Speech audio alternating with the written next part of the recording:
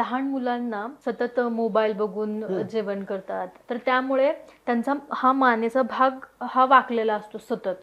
मग ते नंतर नॉर्मल जरी बसले तरी थोडे वाकलेले असतात. त्या गोष्टींचा इन फ्युचरमध्ये त्यांना किती लॉस होतो आणि त्याच्यावर काय उपाय केले पाहिजेत त्यांनी? एक लक्षात घ्या, बफेलो हम्प नावाचा जो प्रकार आहे, बफेलो हम्प म्हणजे काय, जसं म्हशीला मानेच्या तिथे तिची जी गाठ दिसते तशी गाठ आपल्या बऱ्याच लोकांना इथे टेनिस बॉल एवढी सूज लहान मुलांमध्ये आहे. तर एक लक्षात घ्या, ही सूज जी आहे त्याला बफेलो हम्प म्हणतात. बट ही सूज बऱ्याच वेळा येते आणि त्याच्यामुळे मान अवघडते, त्याचबरोबर खांदे अवघडायला सुरुवात होतात, त्याचबरोबर मणका हा तिरका तिरका व्हावा लागतो किंवा त्यांचा लॉस ऑफ लॉर्डोसिस कव नष्ट होतो.